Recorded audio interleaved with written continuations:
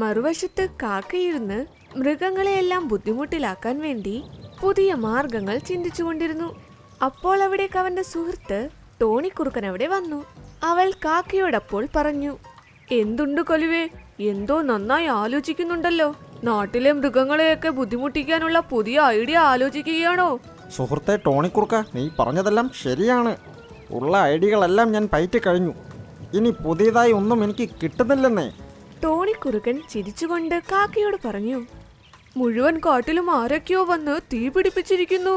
ഇത് കേട്ടാൽ എല്ലാ മൃഗങ്ങളും പേടിച്ചോടും, നല്ല രസവുമായിരിക്കും. നിന്റെ തലക്കെന്തോ കുഴപ്പമുണ്ടെന്ന് തോന്നുന്നു കുറുക്ക. എടി, ഈ പെരുമഴയത്ത് എങ്ങനെ കാട്ടിൽ തീ പടരുന്നത്?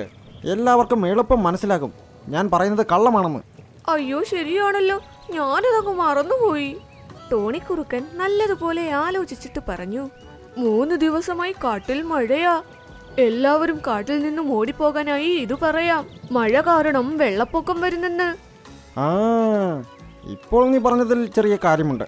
ഇങ്ങനെ ചെയ്താൽ മുഴുവൻ കാട് നമുക്ക് കാലിയാക്കി മാറ്റാം. ഇത്രയും പറഞ്ഞുകൊണ്ട് കലുവക്കാക്ക അവിടെ നിന്നും പറന്ന് വേഗത്തിൽ ശബ്ദമുണ്ടാക്കി. അയ്യോ, ഓടിക്കോ ഓടിക്കോ, കാട്ടിൽ വെള്ളപ്പൊക്കം വരുന്നു. കലുവ പറയുന്നത് കേട്ട് മിങ്കുമാൻ, അവൻ മഴ ആസ്വദിക്കുകയായിരുന്നു, പേടിച്ചു പറഞ്ഞു, നീ പറയുന്നത് ശരിയാണോ? നിനക്ക് ഞാൻ പറയുന്നത് വിശ്വാസം വരുന്നില്ലെങ്കിൽ നീ മഴ ആസ്വദിക്കേ. കുറച്ചു നേരം കഴിയുമ്പോൾ നിനക്ക് മനസ്സിലാകും ഞാൻ പറഞ്ഞത് സത്യമാണെന്ന്. കൽവക്കാക്ക പറയുന്നത് കേട്ട് മിങ്കുമാൻ അവിടെ നിന്നും ഓടാൻ തുടങ്ങി. കുറച്ചു നേരത്തിനുള്ളിൽ കാട്ടിലെ എല്ലാ മൃഗങ്ങളും കാട്ടിലെ സിംഹത്തിന്റെ ഗുഹയുടെ മുമ്പിൽ ഒത്തുകൂടി. സിംഹവും കൂട്ടരും ആനമുത്തശ്ശനോടൊപ്പം അവിടേക്ക് വന്നു. അവരെല്ലാം അവിടെ കണ്ടിട്ട് ഞെട്ടലോടെ ചോദിച്ചു, നിങ്ങളെല്ലാവരും എന്തിനാണ് ഇവിടെ ഒത്തുകൂടി നിൽക്കുന്നത്? കാട്ടിലെല്ലാം ശരിയായി പോകുന്നില്ലേ? അതെങ്ങനെ മഹാരാജാവേ, കാട്ടിൽ വെള്ളപ്പൊക്കം വരുന്നത് താങ്കൾ അറിഞ്ഞില്ലേ? നിങ്ങളുടെ വിഡ്ഢിത്തം നിർത്തൂ. നേരെ ചൊവ്വേ പറ, എന്താ സംഭവിച്ചതെന്ന്.